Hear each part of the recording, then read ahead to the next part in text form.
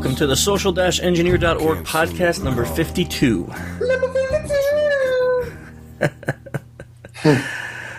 You know what happened to me this morning? Some guy emails me and tells me that he hasn't been able to get the podcast for the last few months. Now, this is related to my RSS feed changing. And he said that what he missed the most was hearing Dave's voice. That's weird. Very weird. Wait, we're on number 52? Yeah. Number 52!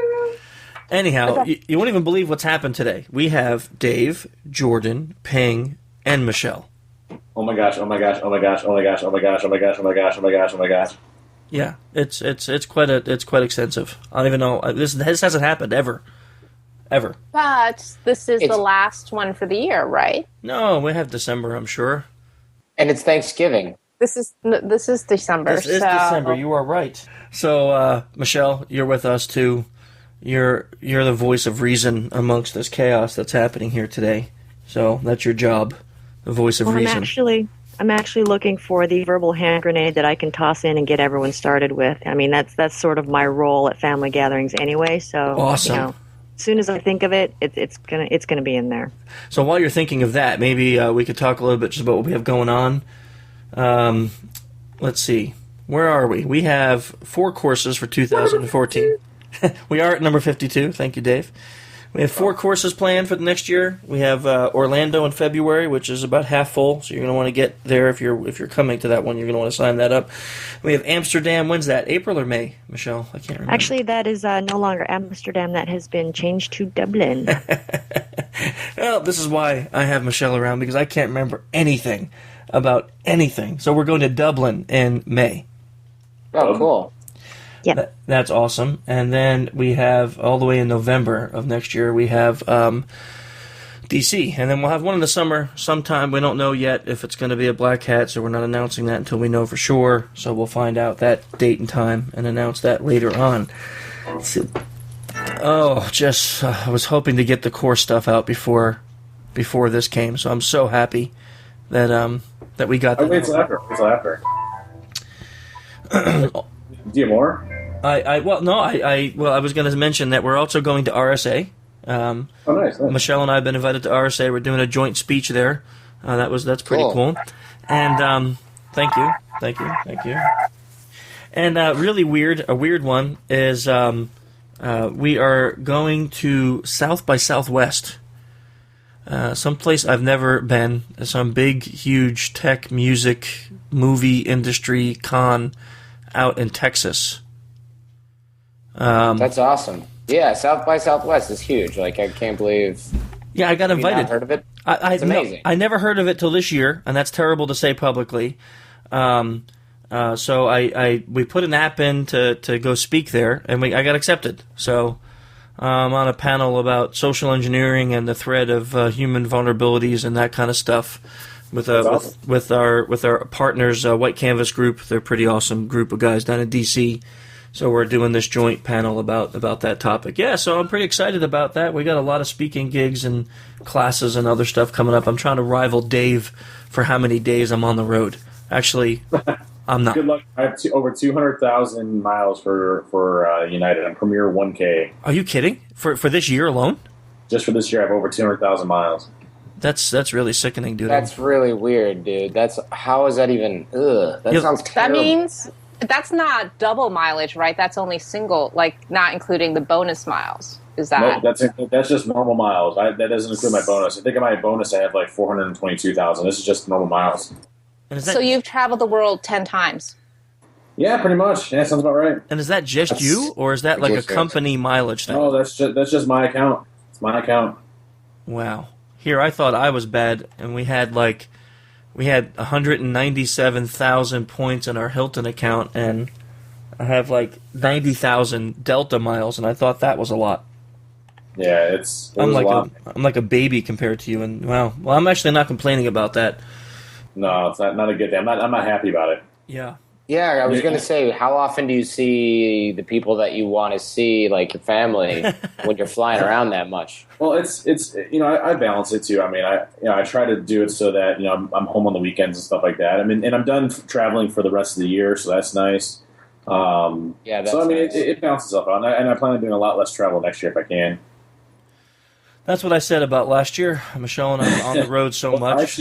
I'm actually going to turn down the majority of speaking engagements for next year just to kind of take a year off. Kind of. Yeah. I mean, I'll do some ones here or there, but really going to try to knock it out a little bit. That's what I started doing, and Michelle's been helpful with that because, like, I went to SC Congress in Chicago, but I had to choose, like, which cons and which speaking engagements we take and try to take ones that are going to help grow the business and not just be all fun. Well, before we do that, Look at my horse is amazing. Give What? it a lick. I'll stroke him, it's made. Into a plane. I don't even know why he's complaining. I don't see the 2014 dates up yet. sorry. I said to get a little 2014 jam going. dates of what? DerbyCon. Oh, yeah, they announce it like It's just to the always people that are there. It's always the last weekend of September. In other words, AKA the worst weekend of the year because it's like so close after Black Hat and DEF CON. And it's before Q3 closes. Yeah, Right before they I turn know. to Q4. So hard. It's just so hard. This year, Michelle and I were going non-stop. I mean, it was like unbelievable. And I said to her, hey, we're not going to travel that much in 2014. And I lied because we're already traveling so much it's not even funny. We're going to Orlando, and then we come back for a week, and we go to San Francisco to go to RSA. We come back for 5 days, and we go to Texas for South by Southwest. And that's just like the first 2 months. Yeah, I'm trying to find a sound bit for the world's smallest violin, but I don't know if you'll be able to hear it or not. No, I can't. I'm not complaining. I'm very happy. These are all great. These are great problems to have. Having too South much. by Southwest is a kick-ass conference, dude. It's really a big deal. There's a lot of cool people there. I'm surprised that you haven't heard of it. I may have heard of it. I just never really looked into it, and it's not in our industry, so I didn't realize it. And then our partners said, hey, why don't we put a speech together and go to this conference? And I'm like, oh, okay, yeah, it'd be cool. We should do something, talk together. And What it means is social engineering is now in the mainstream. yeah. And that actually proves true. This morning, Michelle and I had an interview with a journal about social engineering, and she made that comment. She said, now, like whereas a year ago we hardly saw it, now it's everywhere in the news. People are talking about it. It's all over. So it's a good time to be where we're at. So no violins needed. I'm not sad. I'm happy. This is a good problem for us to have. Speaking of speaking, I gave a talk for a defense contractor. I'm not sure if I'm supposed to say who it is, so I just won't. But it was pretty awesome. What's that? Who was it for? Are you trying to social engineer me into tripping over my own feet? It was a defense contractor, but I'm not sure. I didn't ask them if I could talk about giving the talk elsewhere. Well, who did So you ask to ask for permission? I asked that. Well, I didn't ask anybody. He's still for permission, trying. Is what I'm saying. You know what I'm trying to say? Like, I didn't ask anybody there at said organization. Where though? So On the internet. So this is why our introductions take so long. Yeah, no kidding. So that was cool, and they wanted to hear about social engineering, and they were interested in kind of what we had been talking about. Chris, one of the guys who works there. That should narrow it down.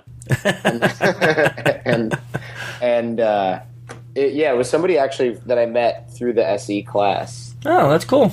which was cool, and it was neat. See that? So- You come to our class and look at the connections you get. Exactly. It's You another make friends. benefit for signing up to one of our 4 classes next year. That was a fun class. I mean, I'm not even just saying that because I was in it and I'm on the show. It was a fun class in general. Well, thank you. Highly recommended. So, talking about fun things, just one other piece of info before we get to the guest. Our SECTF report is finally, it's all out. It's good. We're about ending with all the press for that, but this year was just phenomenal when it came to press. We've had 6 of the 10 target companies reach out to us and Ooh. ask for meetings. No, in a good way. Ask for meetings Yeah. to get information and learn what they can do to combat against it. Michelle and I were very impressed with the companies that reached out and how they were handling it, and they were really looking forward to the information, thanking us for the job that we're doing. So A really, really positive year for the SECTF. Kind of Was there any negatives? No, there wasn't one company or news report that said, "Wow, you guys stink." It literally, this year was probably the most positive year we've ever had. That's awesome. good. So remember, the first year that you guys did it. I mean, there was a lot of negative press, like hackers breaking into companies and hacking into them. And Yeah. I remember playing damage control. Yes. We all played damage control like during the time, like trying to persuade people to say something differently, and it was a big deal. Yeah, yeah. From first year to this year, it's night and day. It really is.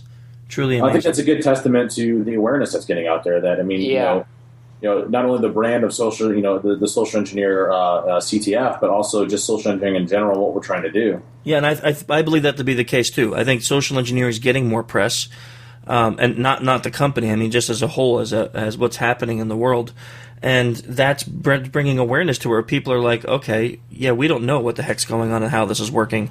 We need to figure it out, and these people are actually trying to show us. So, took 5 years to get there, but the meetings that we had with these large companies were very, very positive. I really was very impressed this year with the turnout. We had over 500 people, I think, Michelle, at the webinar.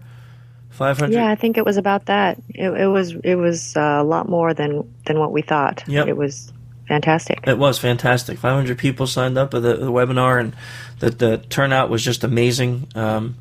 Really, a lot of good stuff came from this year, and we've been all over. I mean, not like you, Dave, not going on Congress and stuff, but we've been on different news programs, on getting the awareness out there with the website and stuff.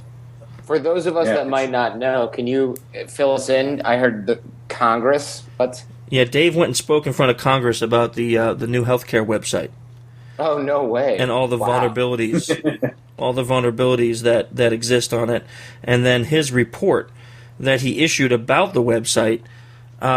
Actually is all over the world right now, all over the internet. It's being hailed as an example report for reporting vulnerabilities. That's really cool. So, what did they?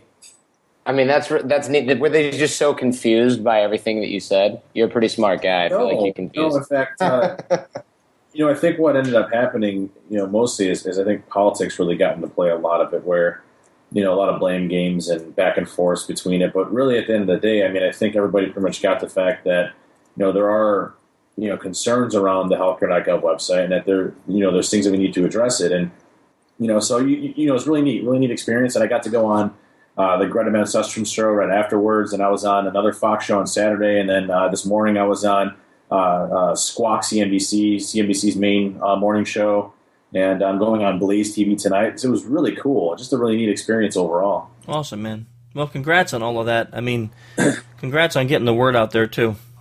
It's just good to get the word, the messaging out there. I mean, so I completely agree, and that's the great part about it. I mean, and recently, you two been on the news recently too, right? You were on Fox Business, and Michelle did a phenomenal job on Fox Business. I saw that; it was awesome. Yeah, she did such a good job, and I was on the Chicago Tonight Show when I was out for SC Congress, and both really, really great interviews. But Michelle, I haven't put Michelle's on the website because she needs to be the face of social engineer. No, I'm good. Thanks. But talking about the face of things, we got to get Richard on the phone. Our guest this month. We can talk about this other stuff afterwards, but our guest this month is Richard Thieme. And if you haven't heard that name, then you haven't been going to Black Hat or DEF CON, because he's been speaking there, I think I read on his bio, since DEF CON 4. He's been speaking almost at every DEF CON. He's an author. He's a professional speaker. He focuses a lot on the implications of technology mixing with our life, especially as new technologies come out and things change so drastically and so fast. He's always talking about how we can redesign ourselves so we can combat or join in with the challenges that are created with having new technology. Okay, great. We have our guest, Richard Thieme, with us here today. Richard, it's nice to have you on the podcast. Great to be here. Thanks for inviting me. No problem. So maybe to start off, you could tell us a little bit about yourself. Before we had you on, we mentioned that you've been speaking at DEF CON since DEF CON 4. So a lot of people that listen to the podcast probably have heard you or maybe even seen you speak at DEF CON. But tell us a little bit about you. My bio is not the usual tech bio. Back in the day, we silverbacks all came to computer security from somewhere else. And that's one of the things that made it such a rich and fertile field, because there was nothing but cross-disciplinary application of things we had learned or knew from other areas to computers, computer security, and intelligence work. And in my case, the background, and I'll make it short, included teaching English literature at the University of Illinois in my 20s, and then going back for another advanced degree to become an Episcopal clergyman, and doing that with some gusto and rigor in Utah, on the island of Maui, and then here in Milwaukee, that I always thought I would want. I took a couple years to really think that through and made the decision at the age of 49 to leave. And I did, to speak and write full-time about where new emergent technologies were going to take people and how they would impact society, all the way up. Above all, identity shift, how it was going to change what it meant to be human from the level of the individual all the way up to geopolitical structures, which is why it was relevant to security and intelligence people, because it illuminated a landscape that was literally being born before our eyes. So that was a courageous decision at 49, and a great one, because I've never looked back. So we call that framing. What you described to me sounds like what we call framing, and how we frame our message or our impersonation or our phone calls, so we are believable to the person on the other end of that message as being Absolutely. Someone else. I use the word frame a lot, because I think it's the challenge in a bigger way of life today is to understand the frames that are emergent, because they literally take all the data of society and reconstruct it, rebuild it in a different way. It's a hierarchical restructuring, like an organism that comes apart and comes together again at a higher level. And the challenge of understanding the frames that are emerging is a daunting one. That's why I think a lot of people feel helpless today in the face of radical change and the nature of those changes. And part of my intention in my work has been to empower people to not feel helpless, but to feel that they have options. But it also means recognizing that a lot of people will not, at some point in life, have the ability to take advantage of the options they have, their innate resilience and ability to respond to whatever life brings with some elasticity. So how do you think technology has maybe made the job of the malicious social engineer easier?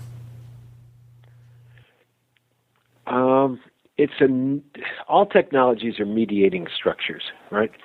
In other words, here's a human being with a self-concept, a sense of self, and a presence in the world, and an innate and intuitive understanding of how other people perceive them. And what a lot of people didn't get when the computers came online is that you didn't just translate one thing to another, it transformed one thing into another. And it didn't get rid of prior expressions, but it retailored them for expression in computerized life. And that retailoring is what enables people to enables the social engineer who understands both, moving back and forth between the two paradigms, to know whereof they speak, whereas the person to whom they're speaking takes what's heard, as I said, in the old paradigm way, and they don't realize that the very technology itself that's mediating the communication, the symbols, changes both the context and therefore the content of what's being transmitted. So technologies have always done this. In a more mundane way, if somebody's picking up the phone and takes for granted the channels of communication that have happened in the past, i.e. this is someone inside the company, the boundary being an inside definer, and it's really someone outside the company, they have no sense data that tells them that. They have to rely on much more subtle cues. So when the questions come, if they are successfully embedded in the matrix of conversation within the country, in the company, in the conversation, as it were, that is habitual in the company, then they seamlessly meld with the experience, and they simply don't see a cue that says watch out. There's no red warning light going on saying this isn't what it seems, because it's 100% seemingly exactly what it seems to be, even though it isn't. We run a competition every year at DEF CON, the Social Engineering Capture the Flag. And this is the fifth. Last year was the fifth year. And to back up what you're saying, in the first year, we saw a lot of people come in the room, want to make the calls, and they were really nervous. And they tried pretexts like survey takers or students, and they generally failed. The people on the other end of the phone, business people, didn't want to answer questions to survey takers and things like that. And then we started to talk a little more about things like what you were just saying.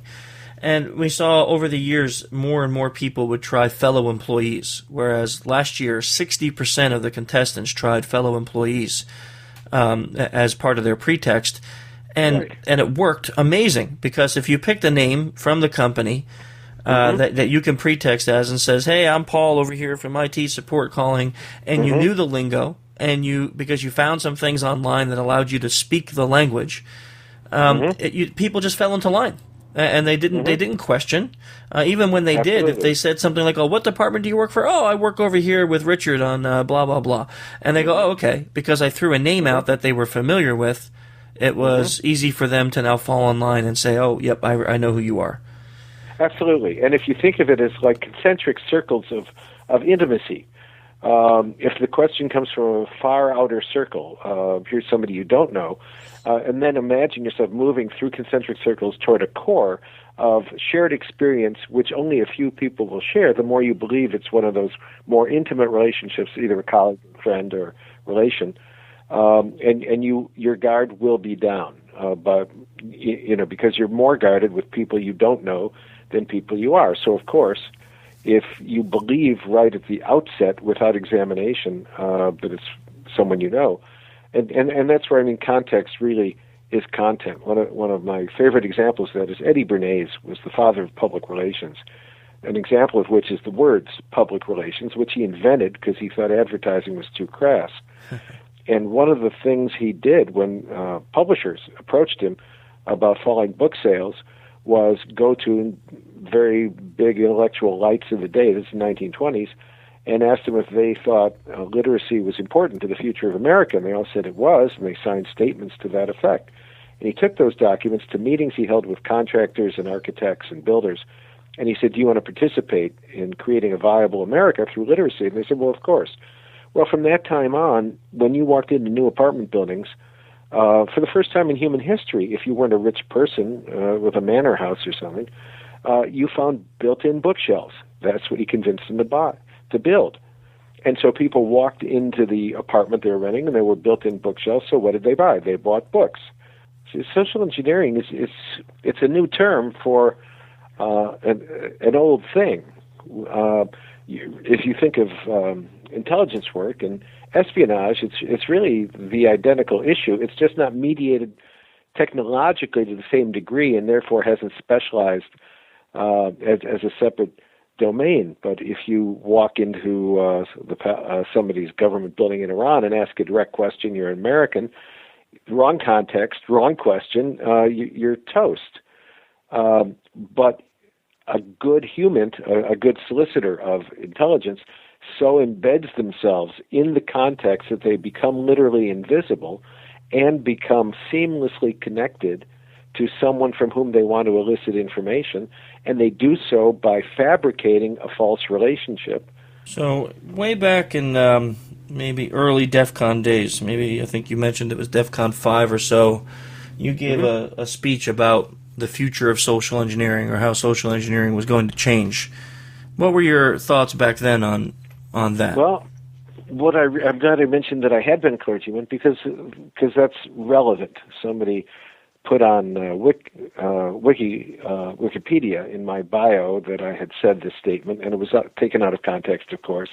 And because I'm the person about whom the bio is written, Wikipedia will not allow me to correct it, so that bio is full of factual inaccuracies. But what I did say was that I had learned about social engineering by being a clergyman, but it didn't report is where I took that. And this is where I took it. As a clergyman, I don't know how familiar you are with the writings of the Apostle Paul, but he said he had to be all things to all people. Well, that's social engineering.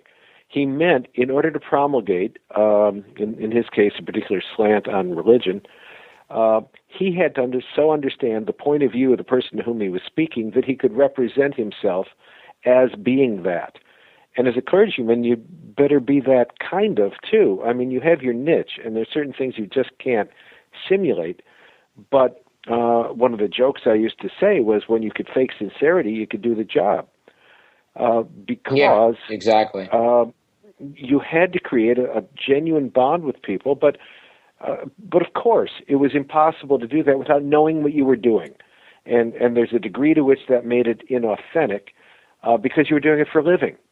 And that was kind of like you put the 20 on the dresser and she picked it up. You can't call it just plain love when you're being paid to do it. But you still have to have the skill, and you can use it given that you're self-interested. That's the point. You're not a selfish person. You're self-interested. But given that, you could engage in the transaction in such a way that it really was of value to the person. See, I mentioned projections. Being a clergyman is nothing but projections. It's what people think you are. Some think you're worse. Some think you're better than you are. You're just a human, but you have to learn how to use those projections to mediate the conversation and to be of some value to people in the way they understand who you are.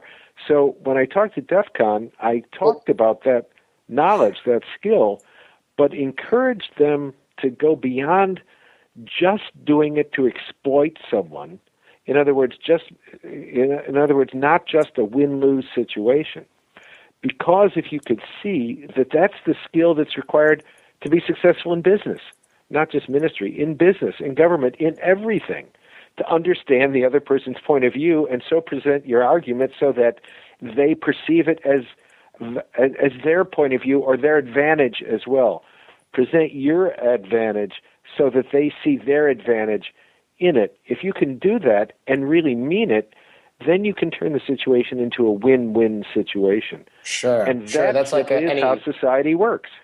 That's like any salesman or a lawyer or I guess a clergyman. But speaking of mediating the conversation, then how do you think technology has impacted social engineering over the past few years and the impact that of technology or social engineering rather that it's had on the security community?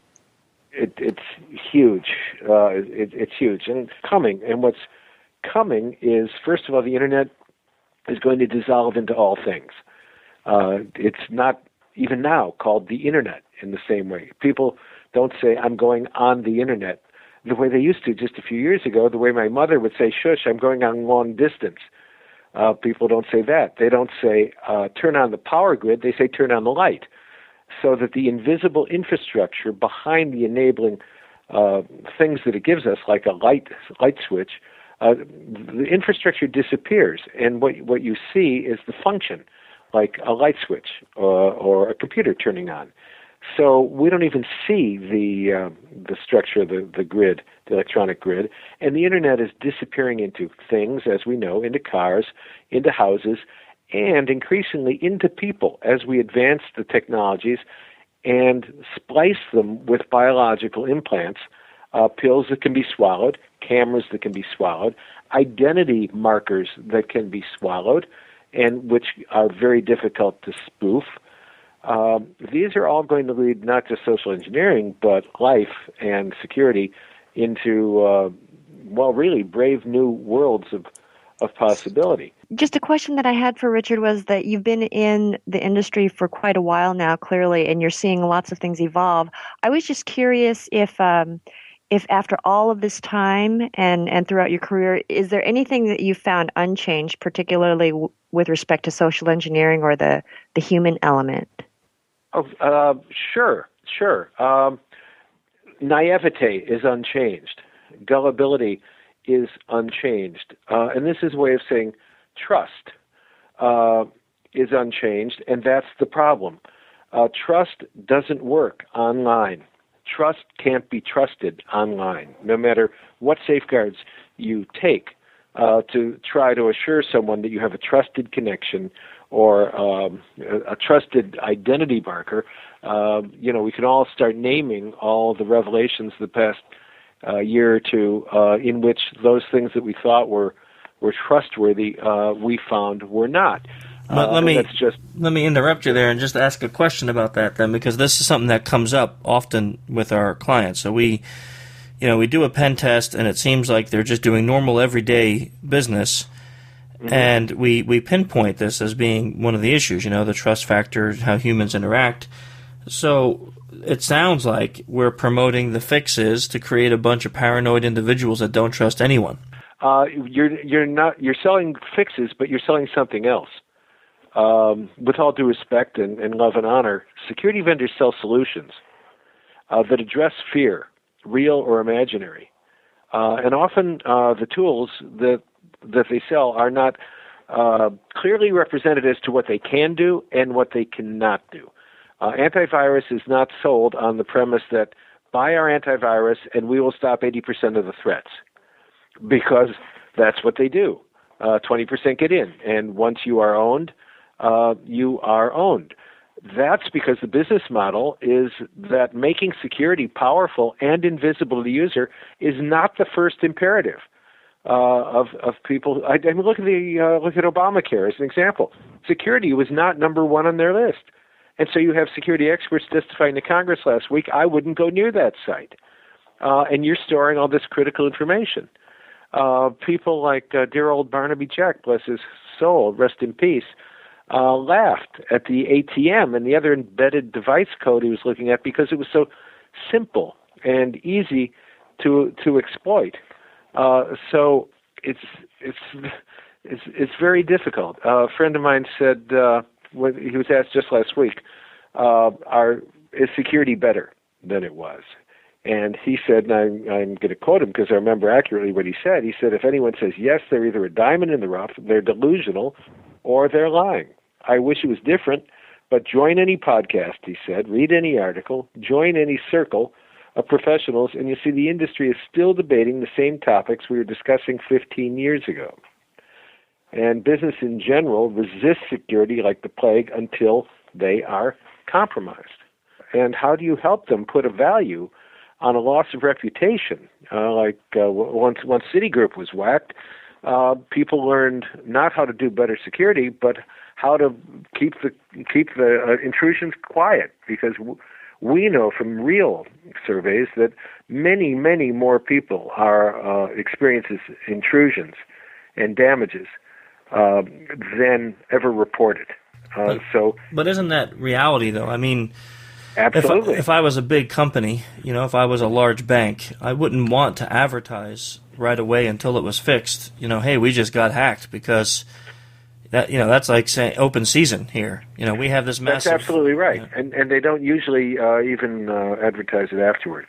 And when we're talking about trust, I mean, let's not forget Snowden's revelations, which some of us knew some of this long ago, and we can now talk about it openly, that the very encryption standards on which people had relied were themselves compromised in order for the higher good, which was intelligence, SIGINT, to be done in the estimate of the people so compromising the encryption standards. So then, Richard, what is the solution? I mean, we know certainly the technology. Well, in terms of sort of human trust and social engineering and not being able to rely on technology, in your opinion, how do we solve this problem? We don't. Part of the dilemma of being a human being is that there are certain problems that are not solvable. And that's why when he asks what hasn't changed, you can go back to Greek drama. Some of the themes of Greek drama are still extant in human relationships, and they often involve trust and reliability and fidelity and betrayal, all of the things that continue to make dramas dramatic and continue to make life interesting. If we were all just little clones and everything was secure, and it'd be invasion of the body snatchers. When clients ask, then is the answer, well, you just have to basically subject yourself to the fact that you're going to be hacked? Or, I mean, there has to be maybe not a solution to fix the problem, Right. It's a good place to start. I mean, to say what is the solution implies that, like a mathematical formula that you're presented with, that there's one answer and one right answer, and there isn't. As you know, there are ways to be more or less safe. I mean, I'm sitting here in a suburb of Milwaukee. I am more safe in Fox Point than I am in the core of the city. I am more safe with good locks on the door, which I secure, and lighting outside, than I am if I didn't have those. It doesn't mean anybody can't break in. All they have to do is break a window or cut the glass and reach in, and the house is owned. But I am more safe than if I didn't take any of those precautions. And there, in fact, have been a lot of break-ins lately in a neighboring suburb, and the police are going on television telling people, lock your doors. Well, you wouldn't think people would have to be told that, but they do, because they're naive and they're in denial about the nature of the real world. The world is a very tough place. Well, doesn't that go to a risk management approach around, looking at what your exposure is going to be and what you want to do to ultimately address it? I mean, companies deal with thousands and millions of different risks on a regular basis, but prioritizing those and figuring out what's best for your company, whether it's detection capabilities or multiple layers of defense, I mean, that ultimately goes to the organization to make that decision around how much they want to invest in security, right? Absolutely. That's exactly right. And that's what, in effect, it has turned into. It must be risk management. It must be, what is the value of what you might lose? How much will it cost to protect it? Will you spend more than you would lose by ramping up your security? And someone at NSA said to me just the other day, he was advancing a position which is not very well received right now in the aggregate inside the agency, but he was saying part of the problem is we're spending way too much money trying to be perfectly safe. And as he saw it, people are going to die. We're going to have events. And accepting casualties as the cost of doing business in a hostile world enables you to ramp down your... we try with our customers, because in some sense, some of the things you're saying, of course, we all agree with. There's no plug-in, there's no box I can put on the network that all of a sudden your company's secure and not going to fall victim to social engineering attacks. There's no one solution that does that. So we try to teach security through education. Keeping people aware. This is the attack of the day. This is the fish that's being used successfully. This is the new scam that just got released on the internet. And hoping that when people are aware of the garbage that's out there, that at least that gives them a little bit of a leg up to say, of course, this is okay. So we agree that education is very important, but now there's a two-edged sword there, right? Because a lot of the education that comes out security-wise is really not that great and not that beneficial to people in the companies. Right. So, because when people are afraid, they will buy anything. They'll go to Mexico for Laetrile, even though they kind of know it doesn't cure cancer. Yep.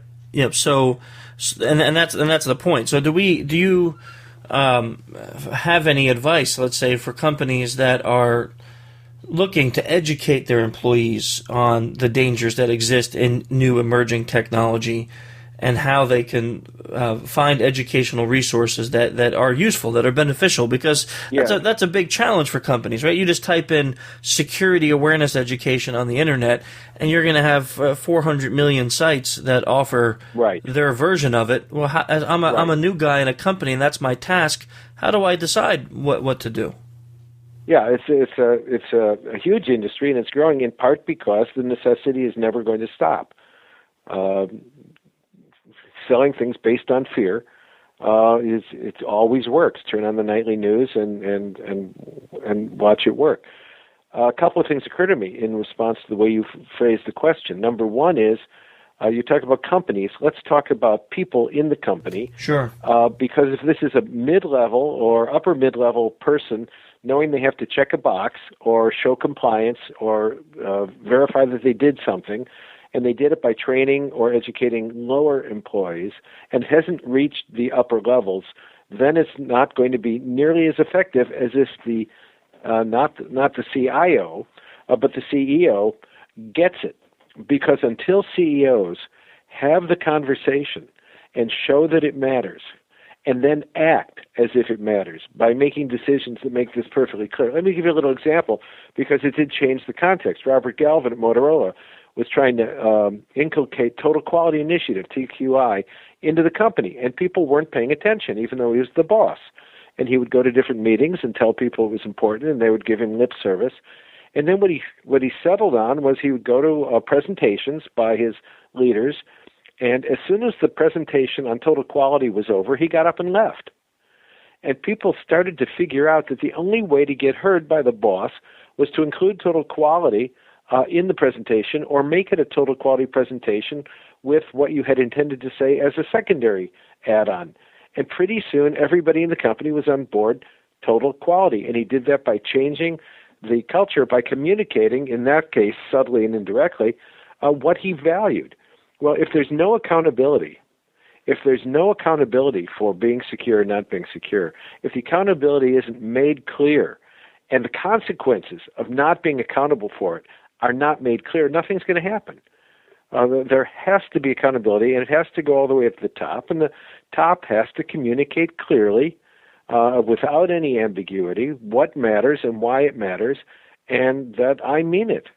And to execute that intention throughout a company is where the rubber hits the road, and the devil is in those details of communicating down through a hierarchical structure or out node by node in a network structure, that this is very important to us. Richard, there's no easy answer. It's not easy to do this stuff and to do it right. Yep, that's 100% true. No easy answer. And we're coming up on the hour. So what we'd like to do is find out if people want to know more about you, or you mentioned that you wrote some books. Where can they find out about you or the books or your speaking schedule, things like that? Well, my website is the best place. It's ThemeWorks. My name is Thieme, Thieme. So ThemeWorks is ThiemewOrks.com. Well, we really appreciate your time today and discussing this stuff with us, and we'll make sure that in the show notes we put the website, and we'll let you know when it comes out the second Monday of every month, and then you can help us promote it if you like, or things like that. So thanks for the conversation. Onward and upward. Yep, we'll talk to you later. Okay, bye-bye. Bye. Well, Michelle, we lost most of our crew. They had to jump on other calls, but another very interesting podcast. They say they're committed to us, and then they're only 50% committed. It's just like the family dinner. Everybody disappears after the main course is over. You're the only faithful one. You're the only faithful one. See how that is? Is that just because I pay you, or? Well, yeah, that helps. Oh, okay. Dang. I thought it was because you just liked me so much, but oh man, I guess I got to start paying Dave and Jordan and paying. Or pay me more. So that guy had a lot of interesting thoughts, and he had probably some of the craziest life experiences. I mean, coming from the industry, from his background, is quite interesting. Yeah, absolutely. You figure he's been in security for a number of years, and also comes from a really broad background. So he's got some really interesting perspectives and different ways to think about security and sort of the human condition. Yeah, very interesting. Well, so let's see. We talked about our training. We talked about the SECTF. We talked about RSA, South by Southwest. I guess there's not much else to cover, huh? I guess not. I'm thinking that by the time this podcast is out, our December newsletter will also be well. So if you haven't already seen that, please be looking for that. That is a good point. And I think I can safely announce this. We are working on a brand new version of social-engineer.org. Yes. So painfully. This is how much we like everybody. Yes, we love you this much that for a free resource, we are revamping it, redoing it, and rewriting the framework. It is a painstaking process, but we are doing it so we can make the website a better tool for everyone that uses it. Yes, so thank you ahead of time for your patience on that. It's going to take us a little bit. A little bit of time. As Michelle always says, it's going to take us a minute. Yep. So if you want to keep checking us out until we get it up, it's social-engineer.org, and of course our corporate site, social-engineer.com. If you're an IRC user, we have a channel that we do speak on, and there's a lot of folks in there that hang out and like to talk about SE. On the irc.freenode.net network, we are channel social-engineer. You can follow us on Twitter. It's Human Hacker. Our corporate account is SOC Engineer Inc. I think that's about it. So you can follow us there. You know how to get a hold of us if you'd like to reach out and talk about anything. And until next month, we'll see you. Thanks, everyone. I gone cold.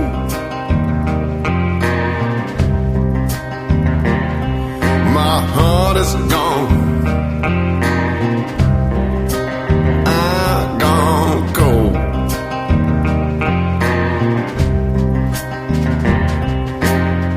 The path gives way to a cold winter field. The ground below, hard as steel. Beyond the hill, a distant song, but that hill keeps going on and on. My heart is gone. I've gone cold.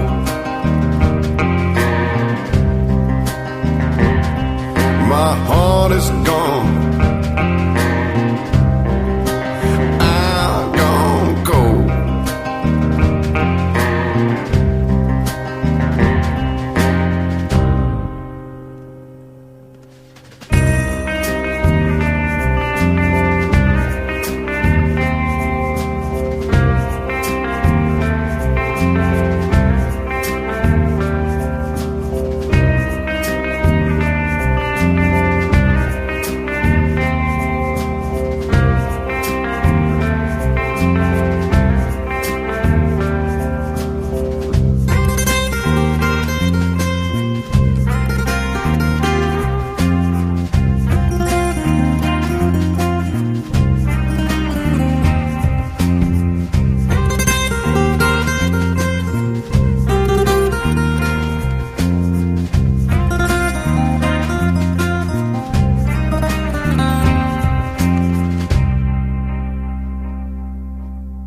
Swan boats and daisy chains.